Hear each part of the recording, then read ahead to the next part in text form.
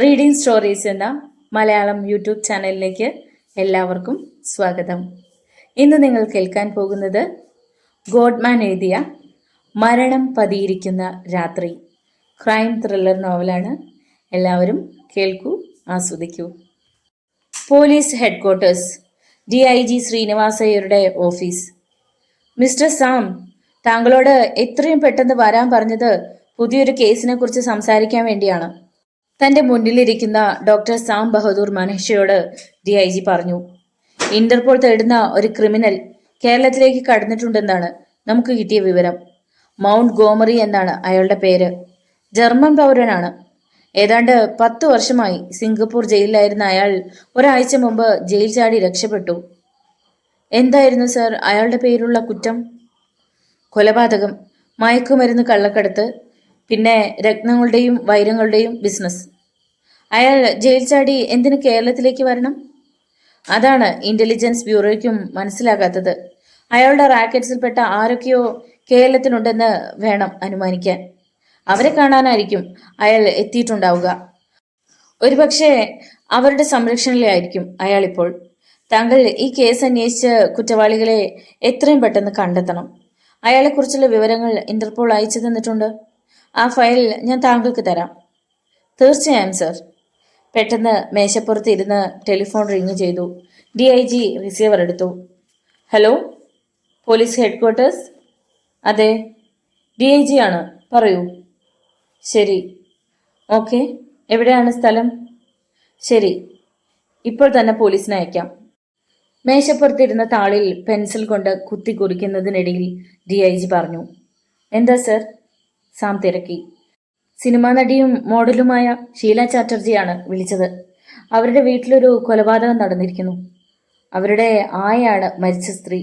ഇതാണ് അവരുടെ അഡ്രസ്. വിലാസം കുറിച്ചെടുത്ത കടലാസ് സാമിന് കൊടുത്തു. CI ബൽറാമും 3 പോലീസുകാരും സ്പോട്ടിലേക്ക് പോകട്ടെ. സർ, ഞാനും അങ്ങോട്ട് പോവാം.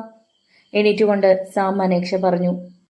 Detective doctor Sam B Manekshaw തന്റെ മോട്ടോർ ബൈക്കിൽ സംഭവ സ്ഥലത്തേക്ക് പുറപ്പെട്ടു. ജയിൽ ചാടിയ ഇന്റർനാഷണൽ ക്രിമിനൽ മൗണ്ട് ഗോമറി കേരളത്തിലേക്ക് വന്നത് എന്തിനായിരിക്കും? ബൈക്ക് ഓടിക്കുമ്പോൾ ഡോക്ടർ സാം ചിന്തിച്ചത് അതായിരുന്നു. ബൈക്ക് മെയിൻ റോഡിലേക്ക് ഇറങ്ങി. റോഡിൽ കനത്ത തിരക്ക്. അദ്ദേഹം ബൈക്കിന്റെ വേഗത കുറച്ചു. കൊച്ചിയിലെ പ്രധാന വീതികളിൽ തിരക്ക് ഒരിക്കലും കുറയില്ലെന്ന് തമാശയോടെ ഓർത്തു. ഒടുവിൽ ആ ബൈക്കിന്റെ യാത്ര അവസാനിച്ചു. മനോഹരമായ ചിത്രപ്പണികൾ ചെയ്ത ഗേറ്റിന്റെ മുമ്പിൽ നീല യൂണിഫോമും ചുവന്ന തലപ്പാവും ധരിച്ച കാവൽക്കാരനെ കണ്ടു. ഷീല ചാറ്റർജിയുടെ വീട് ഇത് തന്നെയല്ലേ? സാം ബൈക്കിലിരുന്നു കൊണ്ട് കാവൽക്കാരനോട് തിരക്കി. അതെ മാഡം, അകത്തുണ്ട് സർ, കാവൽക്കാരൻ പറഞ്ഞു. പിന്നെ ഗേറ്റ് തുറന്നു കൊടുത്ത് കടന്നു പോകാം എന്നർത്ഥത്തിൽ കൈവീശി. കൂറ്റനൊരു ഇരുനില മാളിക. ഗേറ്റ് കടന്നാൽ കാണുന്ന മനോഹരമായ ഒരു പൂന്തോട്ടമാണ്. പുതിയ വെറൈറ്റിയിലുള്ള ധാരാളം ചെടികൾ. പോർച്ചിൽ കിടക്കുന്ന ഫിയറ്റ് കാറിന് സമീപമായി ബൈക്ക് നിർത്തി സാം ഇറങ്ങി. പുറത്ത് ആരെയും കാണാനില്ല. സാം ഗ്രാനൈറ്റ് പടികൾ കയറി. കടഞ്ഞ രൂപങ്ങൾ പതിച്ച ഗോപുരവാതിൽ പാളികൾ. വലതുവശത്ത് ഞാത്തിയിരിക്കുന്ന ചരടിൽ പിടിച്ചു വലിച്ചു. അകത്ത് താളാത്മകമായ ശബ്ദത്തിൽ മണി മുഴങ്ങുന്നത് കേട്ടു. 1-2 നിമിഷങ്ങൾക്കുള്ളിൽ ചിത്രപ്പണികളുള്ള വാതിൽ തുറന്നു. സുന്ദരിയായ ഒരു യുവതിയുടെ മുഖം വാതിൽക്കൽ പ്രത്യക്ഷപ്പെട്ടു. മിസ് ഷീല ചാറ്റർജി അല്ലേ? അതെ, താങ്കൾ ആരാണ്? മനസ്സിലായില്ല.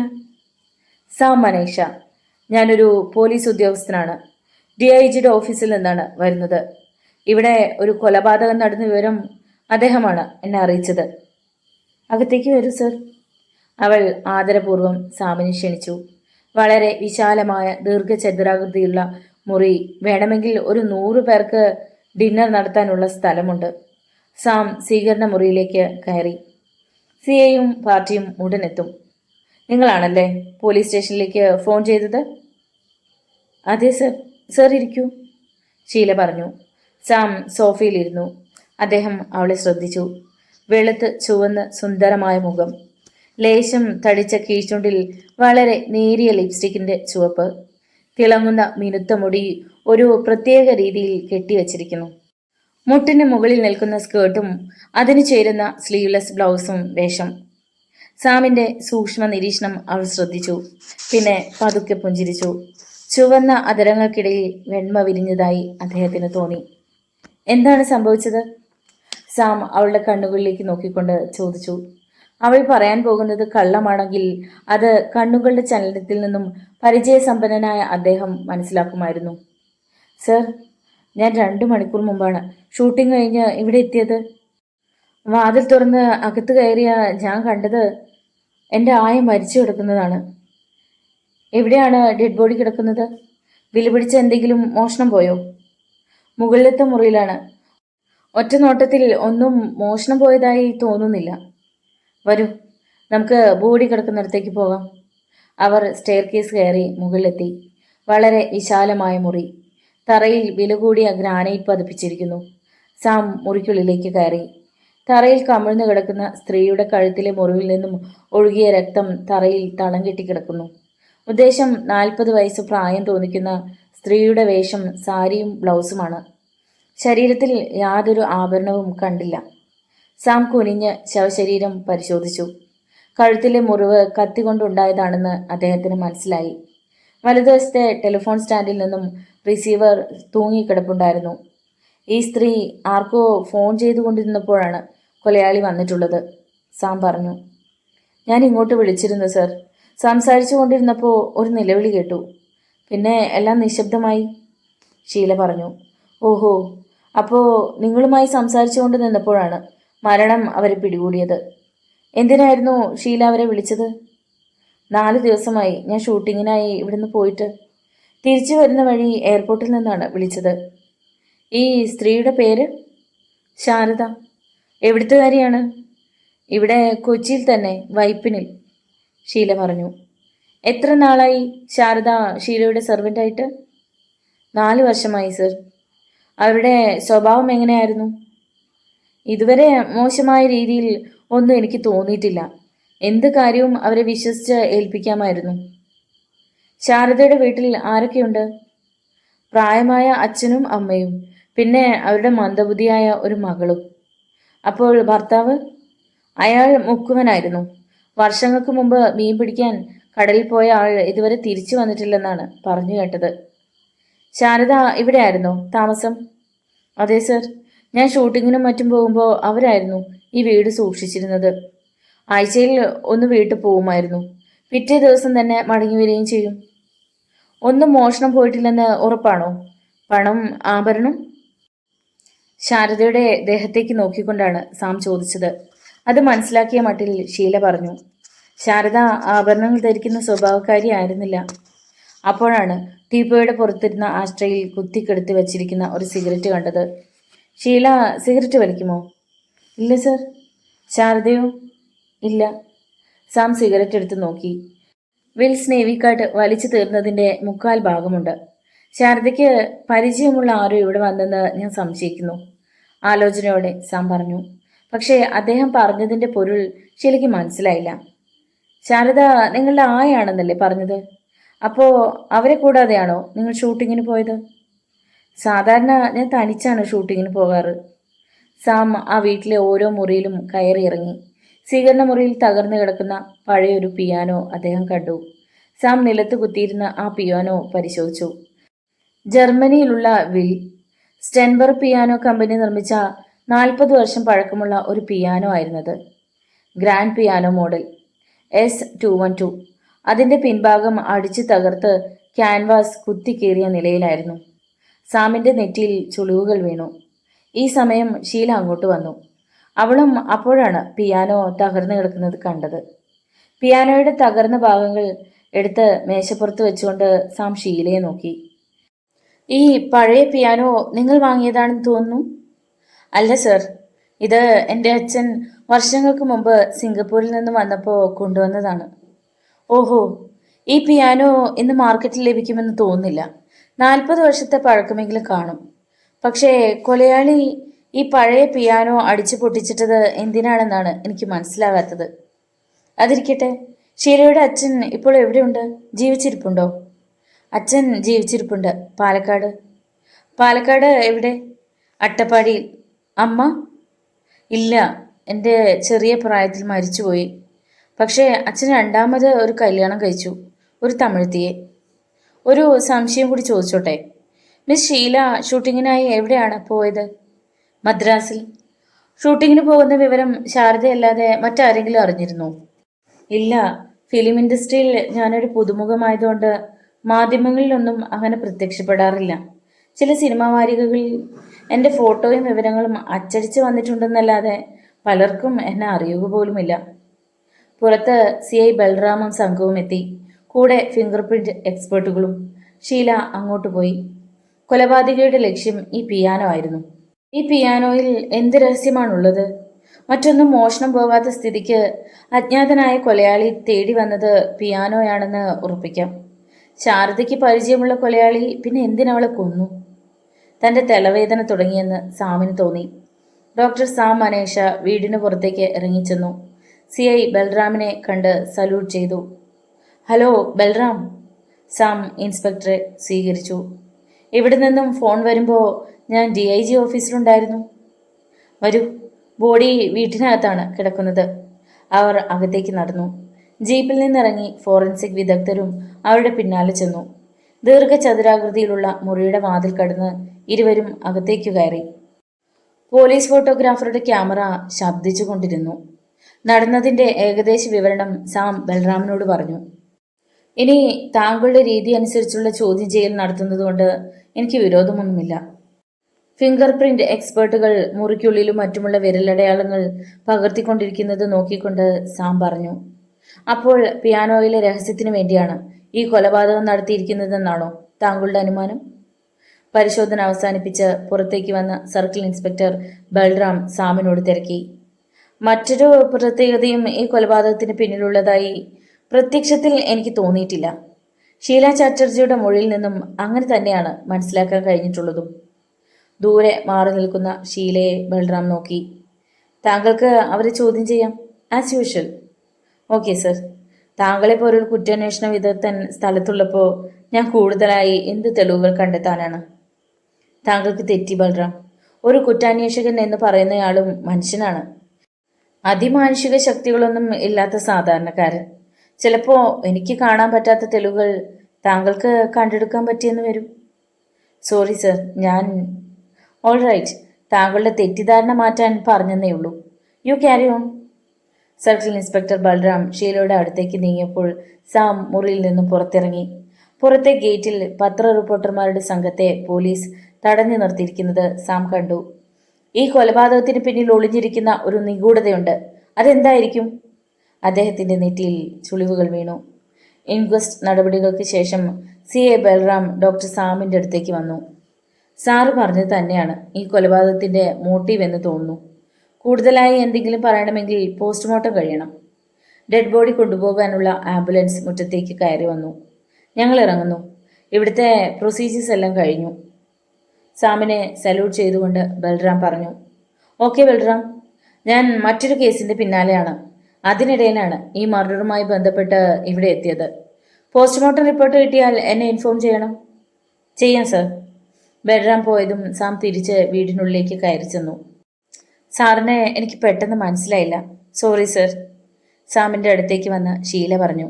സാം പുഞ്ചിരിച്ചു. CA പറഞ്ഞപ്പോഴാണ് ഇന്ത്യയിലെ തന്നെ പ്രശസ്ത കുറ്റാന്വേഷകനായ ഡോക്ടർ സാം ബഹാദൂർ മനേഷ സാറാണ് ഈ കേസ് അന്വേഷിക്കാൻ വന്നതെന്ന് എനിക്ക് മനസ്സിലായത്. ഞാൻ സാറിൻ്റെ ഒരു ആരാധികയാണ്. സാർ അന്വേഷിച്ച് കണ്ടുപിടിച്ച കേസ് ഡയറികൾ പുസ്തകമായി ഇറങ്ങിയതെല്ലാം എൻ്റെ കളക്ഷനിൽ സൂക്ഷിച്ചു വെച്ചിട്ടുണ്ട്. എനിക്ക് വിശ്വസിക്കാൻ കഴിയുന്നില്ല. സന്തോഷം കൊണ്ട് ഷീലയ്ക്ക് സംസാരിക്കാൻ വാക്കുകൾ കിട്ടുന്നുണ്ടായിരുന്നില്ല. ഷീല, ഞാൻ ഇറങ്ങുന്നു. ഈ കേസുമായി ബന്ധപ്പെട്ട് എന്ത് സംഭവിച്ചാലും എന്നെ വിളിച്ചറിയിക്കണം. സാം തൻ്റെ വീട്ടിലെ ഫോൺ നമ്പർ എഴുതി കൊടുത്തു. എന്നെ വിളിച്ചിട്ട് കിട്ടിയില്ലെങ്കിൽ DIG ശ്രീനിവാസയ്യ സാറിനെ വിളിച്ച് വിവരം പറയാം. Thank you sir. സിനിമാ നടി ഷീല ചാറ്റർജിയുടെ വീട്ടിൽ നിന്നും പോലീസ് പാർട്ടി മടങ്ങിപ്പോയതിന് പിന്നാലെ തന്നെ ഡോക്ടർ സാമും തൻ്റെ ബൈക്കിൽ കയറി ഓടിച്ചു പോയി. അപ്പോൾ നിരത്തുകളിലെ സ്ട്രീറ്റ് ലൈറ്റുകൾ മിഴി തുറന്നു കഴിഞ്ഞിരുന്നു. ബൈക്ക് ഓടിക്കുമ്പോഴും സാം ആലോചിച്ചത് വിചിത്രമായ ഈ കേസിനെ കുറിച്ചായിരുന്നു. ഒരു ഹോട്ടലിൻ്റെ പാർക്കിംഗ് ഏരിയയിൽ ബൈക്ക് നിർത്തി സാം ഇറങ്ങി. വല്ലാത്ത വിശപ്പ്. എന്തെങ്കിലും കഴിച്ചിട്ടാകാം അടുത്ത പരിപാടി. പകൽ പോലെ വെളിച്ചം പൊഴിക്കുന്ന നിയോൺ ലൈറ്റുകൾക്കിടയിലൂടെ അദ്ദേഹം റെസ്റ്റോറൻറ്റിലേക്ക് കയറി. അപ്പോൾ കാറുകൾ പാർക്ക് ചെയ്യുന്നിടത്തു നിന്നും ഒരുത്തൻ പുറത്തു വന്നു. അവന്റെ നോട്ടം മുഴുവൻ സാമിലായിരുന്നു. അവൻ ഹോട്ടലിലെ ബാറിനുള്ളിലേക്ക് കയറിപ്പോയി. അരമണിക്കൂർ കഴിഞ്ഞ് സാം ഹോട്ടലിന് പുറത്തു വന്നു. അദ്ദേഹം ബൈക്കിലേക്ക് കയറുമ്പോൾ റിവ്യൂ മിററിലൂടെ ഒരുത്തൻ തന്റെ പിന്നാലെ വരുന്നത് കണ്ടു. തിരിഞ്ഞു നോക്കിയപ്പോൾ അവൻ കാറുകൾക്കിടയിൽ മറിഞ്ഞു. സാം ബൈക്കിൽ നിന്നിറങ്ങി മുന്നോട്ട് നടന്നു. തന്നെ ലക്ഷ്യം വെക്കുന്നവന്റെ ഉദ്ദേശം മനസ്സിലാക്കാൻ വേണ്ടിയായിരുന്നു അത്. പെട്ടെന്ന് ഒരു ട്രക്ക് ചീറിപ്പാഞ്ഞ് തന്റെ പിന്നാലെ വരുന്നത് കണ്ട് സാം ചാടി ഒരു ലോറിയുടെ പിന്നിൽ ഒളിച്ചു. ആ ട്രക്ക് ഭ്രാന്തമായ വേഗത്തിൽ അദ്ദേഹത്തെ കടന്നു പാഞ്ഞുപോയി. ട്രക്കിലിരിക്കുന്നവൻ തന്റെ പിന്നാലെ വന്നവനാണെന്ന് അദ്ദേഹത്തിന് മനസ്സിലായി. താൻ കേസിനേഷണം ഏറ്റെടുത്തത് ഇഷ്ടപ്പെടാത്ത ആരോ ഉണ്ട്, സൂക്ഷിക്കണം. ഡോക്ടർ സാം തിരിച്ചു വന്ന് ബൈക്കിൽ കയറി ഓടിച്ചുപോയി. യാതൊരു പ്രത്യേകതയുമില്ലാതെ 2 ദിവസം കൂടി കടന്നുപോയി. ഷീല ഒരു ഡിറ്റക്റ്റീവ് നോവൽ വായിച്ചുകൊണ്ടിരിക്കുകയായിരുന്നു. പുതിയതായി വന്ന പരിചാരിക അടുക്കളയിൽ എന്തോ ജോലിയിൽ മുഴുകിയിരിക്കുകയാണ്. നേരിയ തോതിൽ തലവേദനയുണ്ട്. കുറേ നേരമായി വിശ്രമമില്ലാതെ വായിക്കാൻ തുടങ്ങിയിട്ട്. ഷീല പുസ്തകം അടച്ചു വെച്ച് എണീറ്റു. ഒന്ന് കുളിച്ചാൽ തലവേദനയ്ക്ക് അല്പം ശമനം കിട്ടിയേക്കും. അവൾ ധരിച്ചിരുന്ന സ്കേർട്ടും ബ്ലൗസും അഴിച്ചു മാറ്റി കുളിമുറിയിലേക്ക് കയറി. 10 മിനിറ്റ് കൊണ്ട് കുളി കഴിഞ്ഞു. ഷീല ടർക്കി എടുത്ത് ശരീരം നന്നായി തുടച്ചു. അപ്പോൾ കോളിംഗ് ബെൽ മുഴങ്ങുന്ന ശബ്ദം കേട്ടു. ഈ സമയത്ത് ആരാണ് തനിക്കൊരു വിസിറ്റർ? അവൾ കാതോർത്തു. ബെൽ വീണ്ടും ശബ്ദിച്ചു. ഷീല ഇറക്കം കുറഞ്ഞ ഒരു ഗൗൺ എടുത്ത് ധരിച്ചു. പിന്നെ മുൻവാതിലേക്ക് ചെന്നു. അവൾ വാതിൽ തുറന്നു. പുറത്തു നിൽക്കുന്ന അപരിചിതനായ മനുഷ്യനെ അവൾക്ക് മനസ്സിലായില്ല. ഇയാൾ ആരാണ് കടത്തിവിട്ടത്? സെക്യൂരിറ്റി എവിടെ? ഷീല പെറുപെറുത്തുകൊണ്ട് ഗേറ്റിലേക്ക് നോക്കി. ഗുഡ് ഈവനിങ് മാഡം, ഞാൻ പാഴ്സൽ സർവീസിൽ നിന്നാണ്. പുഞ്ചിരിച്ചുകൊണ്ട് ആ ചെറുപ്പക്കാരൻ പറഞ്ഞു. 35 വയസ്സിൽ കൂടുതൽ പ്രായമില്ല. കാണാനും സുന്ദരൻ. ഒറ്റ നോട്ടം കൊണ്ട് അവൾ അത്രയും മനസ്സിലാക്കിയിരുന്നു. പാഴ്സലിൽ നിന്നോ? എന്താ കാര്യം? മാഡത്തിന് ഒരു പാഴ്സലുണ്ട്. അയാൾ തോളത്ത് തൂക്കിയിട്ടിരുന്ന വലിയ ബാഗ് നിലത്ത് വെച്ചു. പിന്നെ അത് തുറന്ന് വളരെ മനോഹരമായി പാക്ക് ചെയ്ത ഒരു കാർഡ്ബോർഡ് ബോക്സ് പുറത്തെടുത്തു. അയാൾ പെട്ടിയുടെ പുറത്തെ അഡ്രസ്സ് വായിച്ച് ഉറപ്പുവരുത്തിയ ശേഷം ഒരു കടലാസും പേനയും ഷീലയ്ക്ക് നേരെ നീട്ടി. ഇവിടെ ഒരു ഒപ്പിടണം മാഡം. അവൾ ഒപ്പിട്ട് കൊടുത്തു. Thank you madam. ആ ചെറുപ്പക്കാരൻ ബാഗുമായി ഗേറ്റിലേക്ക് മടങ്ങി. വാച്ച്മാൻ ഗേറ്റ് തുറക്കുന്നതും പുറത്തു നിർത്തിയിട്ടിരുന്ന ബൈക്കിൽ കയറി അയാൾ ഓടിച്ചു പോകുന്നതും ഒരു മിന്നായം പോലെ ഷീല കണ്ടു. അവൾ കാർഡ്ബോർഡ് പാക്കറ്റ് എടുത്തുകൊണ്ട് അകത്തേക്ക് കയറി. അത് മേശപ്പുറത്ത് വച്ചു. ഫ്രം അഡ്രസ്സ് വായിച്ചു നോക്കി. അശോക് വർമ്മ. അങ്ങനെ ഒരാളെക്കുറിച്ച് ഷീല കേട്ടിട്ട് പോലുമില്ലായിരുന്നു. അശോക് വർമ്മയോ? ആരാണ് അയാൾ? ആ പാക്കറ്റ് തുറക്കാൻ അവൾക്ക് പേടി തോന്നി. സാം സാറിനെ വിളിച്ചാലോ? പെട്ടെന്ന് അവൾ ആലോചിച്ചു. മണ്ടത്തരം. തൊടുന്നതിനും പിടിക്കുന്നതിനുമൊക്കെ പ്രശസ്തനായ ഒരു കുറ്റാന്വേഷകനെ വിളിച്ച് ബുദ്ധിമുട്ടിക്കുക എന്ന് പറഞ്ഞാൽ മഹാബോറാണ്. അദ്ദേഹം തന്നെക്കുറിച്ച് എന്ത് കരുതും? ഷീല ഡ്രസ്സിംഗ് റൂമിൽ പോയി ഒരു ടൈറ്റ് ജീൻസും ബനിയനും എടുത്ത് ധരിച്ചു. ഇറുകിയ വസ്ത്രങ്ങൾക്കുള്ളിൽ അവളുടെ ശരീരവടിവുകൾ എടുത്തു കാണിക്കുന്നുണ്ടായിരുന്നു. ലളിതേ, ഷീല ഉറക്കെ വിളിച്ചു. പുതിയ സെർവൻ്റ് ഓടി വന്നു. എന്താ മാഡം? അവൾ ആജ്ഞയ്ക്കായി കാത്തുനിന്നു. നീ ഇങ്ങോട്ട് വരൂ. ഷീലയ്ക്കൊപ്പം ലളിത സ്വീകരണ മുറിയിലേക്ക് ചെന്നു. അവിടെ മേശപ്പുറത്തിരിക്കുന്ന പാക്കറ്റ് അവൾ കണ്ടു. ഇതെന്താ മാഡം? അവൾ ചോദ്യഭാവത്തിൽ ഷീലയെ നോക്കി. ഇപ്പോൾ പാഴ്സൽ സർവീസിൽ നിന്നും കൊണ്ടുവന്നതാണ്. നീ ആ പാക്കറ്റ് ഒന്ന് തുറന്നു നോക്ക്. ഒരു ചെയർ വലിച്ചിട്ട് അതിലിരുന്നു കൊണ്ട് ഷീല ലളിതയെ നോക്കി. അവളുടെ മുഖത്ത് ഭീതി നിറയുന്നത് ഷീല കണ്ടു. പേടിക്കണ്ട, ബോംബൊന്നുമല്ല. അവൾ വലതുകാൽ ഇടതു തുടയുടെ മുകളിലേക്ക് കയറ്റി വെച്ചുകൊണ്ട് പറഞ്ഞു. ലളിത പാക്കറ്റിന് ചുറ്റിയിരുന്ന കടലാസ് അഴിച്ചു കളഞ്ഞു. സോപ്പുകൾ വരുന്ന വലിയൊരു കാർഡ്ബോർഡ് പെട്ടിയായിരുന്നു. അതിൻ്റെ മുകളിൽ ടേപ്പ് ഒട്ടിച്ചിരുന്നു. ലളിത വളരെ ശ്രദ്ധയോടെ അതിൻ്റെ മൂടിയിലെ ടേപ്പുകൾ പൊളിച്ചു കളഞ്ഞിട്ട് പതുക്കെ മൂടി തുറന്നു. 2 ജോഡി കണ്ണുകൾ ആകാംക്ഷയോടെ പെട്ടിക്കുള്ളിലേക്ക് നീണ്ടു. ഒരു നീണ്ട പോളിത്തീൻ പാക്കറ്റാണ് കണ്ടത്. ലളിത പെട്ടിയിലേക്ക് കൈയിട്ട് പാക്കറ്റ് എടുത്ത് ഉയർത്തി. എന്നിട്ട് പോളിത്തീൻ കവറിനുള്ളിൽ നിന്നും പ്ലാസ്റ്റിക്കിൽ ഉണ്ടാക്കിയ ഒരു വസ്തു എടുത്ത് മേശപ്പുറത്ത് വെച്ചു. അപ്പോഴാണ് ആ സാധനം എന്താണെന്ന് അവർക്ക് മനസ്സിലായത്. അത് ഒരു പിയാനോയുടെ മിനിയേച്ചർ രൂപമായിരുന്നു. അക്രമി തല്ലി തകർത്തിട്ട പിയാനോയുടെ അതേ രൂപത്തിൽ പ്ലാസ്റ്റിക് കൊണ്ടുണ്ടാക്കിയ ഒരു പിയാനോ. ആ കാഴ്ച കണ്ട് ചിരിക്കണോ കരയണോ എന്നറിയാതെ അമ്പരന്ന് നിൽക്കുകയായിരുന്നു ഷീല. ലളിത പിയാനോയുടെ മിനിയേച്ചർ രൂപം പോളിത്തീൻ കവറിനുള്ളിൽ നിന്നും എടുത്ത് മേശപ്പുറത്ത് വച്ചപ്പോൾ ഒരു കടലാസ് തുണ്ട് താഴെ വീണിരുന്നു. ഷീല ആ തുണ്ട് പേപ്പർ എടുത്ത് വായിച്ചു. വടിവില്ലാത്ത അക്ഷരത്തിൽ ഇത്രമാത്രം കുറിച്ചിരുന്നു: തകർന്നു പോയ പിയാനോയ്ക്ക് പകരം പുതിയ ഒരെണ്ണം കൊടുത്തുവിടുന്നു. നിർഭാഗ്യവശാൽ ഇത് അതിൻ്റെ മിനിയേച്ചറാണ്. അശോക് വർമ്മ. അതിശയമായിരിക്കുന്നല്ലോ. തൻ്റെ വീട്ടിലുണ്ടായിരുന്ന പഴയ പിയാനോ തകർത്തത് അപ്പോൾ ഈ അശോക് വർമ്മ ആയിരിക്കുമല്ലോ. പക്ഷേ അതിനു പകരം അയാൾ എന്തിന് മിനിയേച്ചർ പിയാനോ കൊടുത്തുവിടണം? ആലോചിച്ചപ്പോൾ തലവേദന കൂടുന്നത് പോലെ ഷീലയ്ക്ക് തോന്നി. ഇതിൽ നിന്നും തന്നെ രക്ഷിക്കാൻ ഒരാൾക്കേ കഴിയൂ, സാം സാറിന്. ഷീല പെട്ടെന്ന് സാമിൻ്റെ വീട്ടിലെ നമ്പറിലേക്ക് വിളിച്ചു. ഭാഗ്യത്തിന് അദ്ദേഹത്തിന് ലൈനിൽ കിട്ടി. അവൾ കാര്യങ്ങൾ ഒറ്റ വാക്കിൽ പറഞ്ഞു കേൾപ്പിച്ചു. ഞാനിപ്പോൾ അല്പം ജോലി തിരക്കിലാണ്, രാത്രിയിൽ അങ്ങോട്ട് വരാം. സാമിൻ്റെ ശബ്ദം ഷീല കേട്ടു. ഈ കേസ് സാം സാർ അന്വേഷിക്കുന്നത് ഒരുപക്ഷെ തൻ്റെ ഭാഗ്യം കൊണ്ടായിരിക്കും. എന്തൊക്കെയോ ദുരൂഹതകൾ. അത് എന്തു തന്നെയായാലും സാം സാർ കണ്ടുപിടിക്കും, തീർച്ച. സമയം കടന്നുപോയി. നഗരത്തിലെ സ്ട്രീറ്റ് ലൈറ്റുകൾ മിഴി തുറന്നു. ഷീല വലതുകൈയിൽ ചേർന്ന് കിടക്കുന്ന വില കൂടിയ വാച്ചിൽ സമയം നോക്കി. 8 മണി. സാം സാർ ഉടനെ എത്താമെന്ന് പറഞ്ഞതാണല്ലോ, പിന്നെ എന്താണ് വൈകുന്നത്? ഒരുപക്ഷെ തന്നോട് പറഞ്ഞ കാര്യം അദ്ദേഹം മറന്നിരിക്കുമോ? തിരക്ക് പിടിച്ച മനുഷ്യനല്ലേ, അവൾ വിചാരിച്ചു. ക്ലോക്കിൽ 9 മണി അടിക്കുന്ന ശബ്ദം കേട്ടു. മാഡം, ഭക്ഷണം എടുത്തു വെക്കട്ടെ?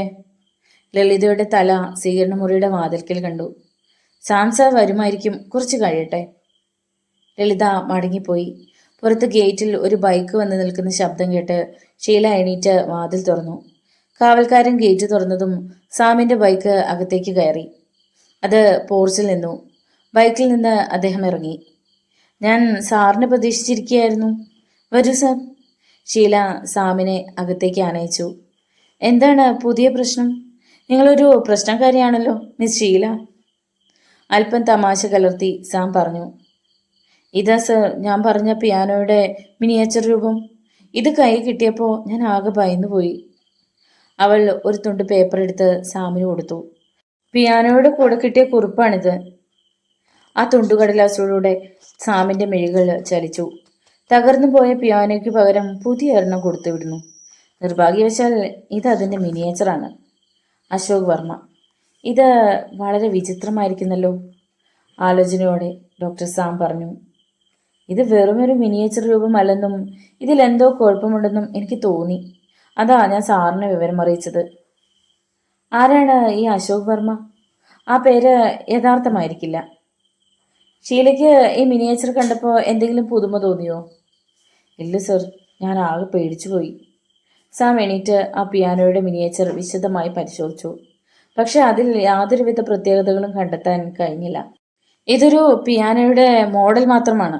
ഇതിൽ യാതൊരുവിധ അപകടങ്ങളും ഒളിഞ്ഞിരിപ്പില്ല. പക്ഷേ ഇത് പാഴ്സൽ അയച്ച ആൾക്ക് എന്തോ ഒരു ഉദ്ദേശമുണ്ട്. സർ, ഈ പാഴ്സൽ അയച്ച ആൾ തന്നെ ആയിരിക്കുമോ പിയാനോ തല്ലി തകർത്ത് കളഞ്ഞത്? ആകാനും ആകാതിരിക്കാനും സാധ്യതയുണ്ട്. ചിലപ്പോൾ പിയാനോ തകർത്തയാൾ ഒരു തമാശയ്ക്ക് വേണ്ടി അയച്ചു തന്നതായിരിക്കും ഇത്. അല്ലെങ്കിൽ നമ്മളെ അമ്പരിപ്പിക്കാൻ വേണ്ടി ചെയ്തതാകാനും വഴിയുണ്ട്. അശോക് വർമ്മ എന്നൊരാൾ ഉണ്ടോ എന്ന് ഞാൻ അന്വേഷിക്കട്ടെ. ഷീല എന്നാണ് അച്ഛൻ്റെ അടുത്തേക്ക് പോകുന്നത്? തീരുമാനിച്ചിട്ടില്ല സർ. അതെന്താ? അച്ഛനും മകളും തമ്മിൽ നല്ലൊരു ബന്ധമല്ലേ ഉള്ളത്? സാറിനോട് ഞാനൊന്നും മറക്കുന്നില്ല. അച്ഛൻ മിലിറ്ററിയിലായിരുന്നു. അവിടെ വെച്ച് ഒരു തമിഴ് സ്ത്രീയുമായി അടുപ്പത്തിലായി. വളരെ വൈകിയാണ് എൻ്റെ അമ്മ വിവരം അറിഞ്ഞത്. അന്ന് എനിക്ക് 12 വയസ്സാണ് പ്രായം. അധികം വൈകാതെ അമ്മ മരിച്ചു. ഹാർട്ട് അറ്റാക്ക് ആയിരുന്നുവെന്നാണ് പോസ്റ്റ്മോർട്ടം റിപ്പോർട്ട്. അച്ഛൻ അമ്മയെ കൊന്നതാണെന്നും ആ തമിഴ് സ്ത്രീ കൊല്ലിച്ചതാണെന്നും ഒക്കെ പിന്നീട് കേട്ടു. അതിൽ എന്തെങ്കിലും സത്യമുണ്ടായിരുന്നോ? അറിയില്ല സർ. അതിനുശേഷം അച്ഛൻ ആ സ്ത്രീയെ വിവാഹം കഴിച്ചു. അതോടെ അച്ഛൻ അവരുടെ നിയന്ത്രണത്തിലായി. ഷീലയുടെ അമ്മ പിയാനോ വായിക്കുമായിരുന്നു അല്ലേ? അതെ സർ, അമ്മ നന്നായി പാടുകയും ചെയ്യുമായിരുന്നു. ബോംബെയിൽ ഒരു ബന്ധുവിനോടൊപ്പമാണ് പിന്നീട് ഞാൻ കഴിഞ്ഞത്. വല്ലപ്പോഴും മാത്രമാണ് ഞാൻ ആ വീട്ടിൽ പോയിരുന്നത്. രണ്ടാനമ്മയ്ക്ക് എന്നെ ഇഷ്ടമല്ല, എനിക്ക് അവരെയും. ഓഹോ, ഞാൻ ഇറങ്ങുകയാണ്. കേസിനെ സംബന്ധിക്കുന്ന എന്ത് വിവരം ലഭിച്ചാലും എന്നെ വിളിക്കണം. ഡോക്ടർ സാം എണീറ്റ് വാതിൽക്കിലേക്ക് നടന്നു. ഒരു കാര്യം ചോദിക്കാൻ മറന്നു. പാലക്കാടുള്ള വീട്ടിൽ അക്രമികൾ തകർത്ത മോഡലുള്ള പഴയ ഒരു പിയാനോ ഉണ്ടോ? ഉണ്ട് സർ. ഇതേ കമ്പനിയുടെ തന്നെയാണ് അതും. മൈ ഗോഡ്, എങ്കിൽ അവിടെ ഒരു കൊലപാതകം നടക്കാനുള്ള സാധ്യതയുണ്ട്. എന്ത്? അത് കേട്ട് ഷീല ഞെട്ടിപ്പോയി. പെട്ടെന്ന് അകത്തു നിന്നും ഒരു നിലവിളി ഉയർന്നു. ആരാണ് നിലവിളിച്ചത്? സാം ചോദിച്ചു. ലളിതയാണെന്ന് തോന്നുന്നു സർ. ലളിതയോ? അതാരാണ്? സാറിനോട് ഞാൻ പറയാൻ മറന്നു, പുതിയ സെർവൻ്റാണ്. അപ്പോൾ ലളിത പേടിച്ച് അങ്ങോട്ട് ഓടി വന്നു. എന്തു പറ്റി ലളിത? എന്തിനാണ് നിലവിളിച്ചത്? മാഡം, കിച്ചന്റെ പുറത്ത് ആരോ നിൽപ്പുണ്ട്. അത് കേട്ട് ഷീല ഞെട്ടിപ്പോയി. ഗേറ്റിൽ വാച്ച്മാനുണ്ട്. അയാൾ അറിയാതെ ആരും ഈ കോമ്പൗണ്ടിൽ കടക്കില്ല. എനിക്ക് തോന്നിയതാവും. അല്ല മാഡം, സത്യമായിട്ടും ഞാൻ കണ്ടതാ. നല്ല ഉയരമുള്ള ഒരാൾ കിച്ചന്റെ പിൻഭാഗത്ത് പതുങ്ങി നിൽക്കുന്നു. ഞാനൊന്ന് നോക്കട്ടെ. ഡോക്ടർ സാം മനേഷ മുറ്റത്തിറങ്ങി കിച്ചന്റെ ഭാഗത്ത് ചെന്ന് ടോർച്ചടിച്ച് നോക്കി. വരാന്തയിൽ ആരോ നിന്നതിന്റെ ഷൂസിന്റെ അടയാളം അദ്ദേഹം കണ്ടു. ലളിത പറഞ്ഞത് ശരിയാണ്. ആരോ ഒരാൾ ഇവിടെ നിൽപ്പുണ്ടായിരുന്നു. തൽക്കാലം ഷീല അറിയാതിരിക്കുന്നതാണ് നല്ലത്. സാം വാച്ച്മാന്റെ അടുത്തേക്ക് ചെന്നു. ഷീല വാച്ച്മാനുമായി സംസാരിക്കുകയായിരുന്നു. അദ്ദേഹം വാച്ച്മാനെ സൂക്ഷിച്ചു നോക്കി. കുള്ളനായ ഒരു മനുഷ്യനാണ്. ലളിത പറഞ്ഞ അത്ര ഉയരം വാച്ച്മാൻ ഇല്ല. അപ്പോ അവിടെ നിന്നത് ഇയാളല്ലെന്ന് തീർച്ചയാണ്. ആരായിരുന്നു സർ അവിടെ? ഷീല തിരക്കി. ആരുമില്ല, ലളിതയ്ക്ക് തോന്നിയതാണ്, സാം പറഞ്ഞു. ഷീല അകത്തേക്ക് പോയി. എന്താണ് നിങ്ങളുടെ പേര്? സാം വാച്ച്മാനോട് ചോദിച്ചു. ദേവരാജൻ. എത്ര നാളായി ഇവിടെ വന്നിട്ട്? 3 വർഷമായി സർ. നിങ്ങളുടെ മാഡം എങ്ങനെയുണ്ട്? മാഡം നല്ലൊരു സ്ത്രീയാണ് സർ.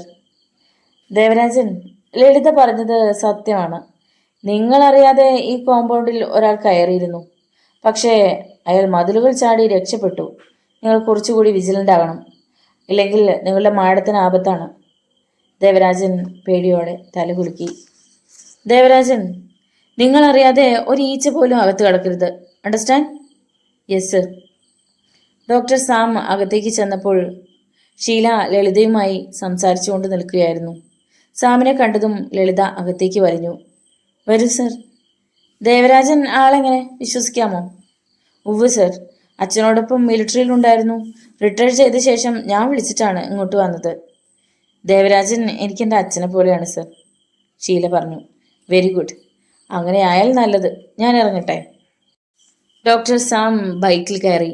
ഗേറ്റിലെത്തിയതും വണ്ടി നിർത്തി. ദേവരാജൻ ഗേറ്റ് തുറന്നു. ഞാൻ പറഞ്ഞതിലോ ഓർമ്മയുണ്ടല്ലോ അല്ലേ? ഉണ്ട് സർ. അയാൾ തലയിളക്കി. ബൈക്ക് ഗേറ്റിൽ നിന്നും റോഡിലേക്ക് ഇറങ്ങി പാഞ്ഞുപോയി. മുറ്റത്ത് കിടക്കുന്ന അംബാസഡർ കാറിന്റെ സമീപം സാം ബൈക്ക് നിർത്തി. ഹെഡ്ലൈറ്റിന്റെ പ്രകാശവും ബൈക്കിന്റെ ശബ്ദവും കേട്ട് ഗണപതി വാതിൽ തുറന്നു. എന്താ, ഗണപതി ഉറങ്ങിയില്ലേ? പ്രസന്നവദനായി അകത്തേക്ക് കയറിയ സാം മനേഷ ചോദിച്ചു. ഇല്ല സർ. സാറ് വന്നിട്ട് ഭക്ഷണം എടുത്തു തരാതെ എനിക്ക് കിടക്കാൻ പറ്റുമോ? കൊള്ളാം. പക്ഷേ എനിക്കൊന്നും വേണ്ട. ഞാൻ പുറത്തുനിന്ന് കഴിച്ചു. പിന്നെ ഒരു കടുംചായ കിട്ടിയാൽ നന്നായിരുന്നു. ഷർട്ടിന്റെ ബട്ടൺസ് അഴിച്ചുകൊണ്ട് സാം പറഞ്ഞു. ഇപ്പം തരാം സർ. ഗണപതി അകത്തേക്ക് പോയി. വേഷം മാറ്റി രാത്രി വസ്ത്രം ധരിച്ചുകൊണ്ട് സാം തൻ്റെ മുറിയിലെത്തി അന്നത്തെ തപാലിൽ വന്ന കത്തുകൾ പരിശോധിച്ചു. അപ്പോഴേക്കും ഗണപതി കട്ടൻ ചായ കൊണ്ടുവന്ന് മേശപ്പുറത്ത് വെച്ചു. ഇനി എന്തെങ്കിലും വേണോ സർ? വേണ്ട, ഗണപതി പോയി കിടന്നോളൂ. ശരി സർ. അവൻ പോയതും സാം ചായ ഗ്ലാസ് കയ്യിലെടുത്തു. സമയം കടന്നുപോയി. അതാത് ദിവസത്തെ ഡയറി എഴുതുന്ന സ്വഭാവം ചെറുപ്പം മുതലേ അദ്ദേഹത്തിനുണ്ടായിരുന്നു. രാത്രി എത്ര വൈകിയാലും അതിന് മുടക്കം വരുത്തിയിരുന്നില്ല. രാത്രി അച്ഛന് സുഖമില്ലെന്ന് ഫോൺ വന്നു. രാവിലെ തന്നെ ഷീല കാറിൽ പാലക്കാട്ടേക്ക് പുറപ്പെട്ടു. മണിക്കൂറുകൾക്ക് ശേഷം ഷീല അട്ടപ്പാടിയിലുള്ള തറവാട്ട് വീട്ടിലെത്തി. വാച്ച്മാൻ പുറത്തേക്ക് ഇറങ്ങി വന്നു. ഷീല കാറിന്റെ ഡോർ തുറന്ന് വാച്ച്മാനെ നോക്കി. അയാൾ ചിരിച്ചുകൊണ്ട് സലാം ചെയ്തു. പിന്നെ ഗേറ്റ് തുറന്നു കൊടുത്തു. കാർ പോർച്ചിലേക്ക് കയറി. ഡോർ തുറന്ന് ഷീല പുറത്തിറങ്ങി. വാച്ച്മാൻ കാറിന്റെ ഡിക്കി തുറന്ന് ബാഗുകൾ പുറത്തെടുത്തു വെച്ചു. കാറിന്റെ ശബ്ദം കേട്ട് വാതിൽ തുറന്ന് രാഹുൽ ഇറങ്ങി വന്നു. ഷീല, യാത്രയൊക്കെ സുഖമായിരുന്നോ? ഹായ് രാഹുൽ. സുഖമായിരുന്നു. അവൾ ചിരിച്ചു. അച്ഛൻ എങ്ങനെയുണ്ട് രാഹുൽ? അറിയില്ല, പെട്ടെന്ന് അസുഖം കൂടി, ഇപ്പോൾ കുറവുണ്ട്. ഷീലയുടെ ഇളയമ്മ മാധുരി അവരുടെ അടുത്തേക്ക് വന്നു. ഇളയമ്മയ്ക്ക് പ്രായം കുറഞ്ഞതുപോലെ അവൾക്ക് തോന്നി. മോളെ, നിന്നെ കണ്ടിട്ട് എത്ര നാളായി? മേജറിന് ഇപ്പോൾ കുറവുണ്ട്. ബോധം വന്നപ്പോൾ മോൾ വന്നോ എന്ന് തിരക്കി. സ്നേഹത്തോടെ മാധുരി പറഞ്ഞു. ഇളയമ്മയുടെ അഭിനയം നന്നാകുന്നുണ്ടെന്ന് വിളിച്ചു പറയാൻ ഷീലയ്ക്ക് തോന്നി. അച്ഛനെവിടെ ഇളയമ്മേ? അപ്സ്റ്റെയറിലാണ്, മോള് വരൂ. അപ്പോൾ എതിരെ ഒരു മധ്യവയസ്കൻ കടന്നു വന്നു. Good evening miss Sheela. അയാൾ ചിരിച്ചു. പക്ഷേ ഷീലയ്ക്ക് ആളെ മനസ്സിലായില്ല.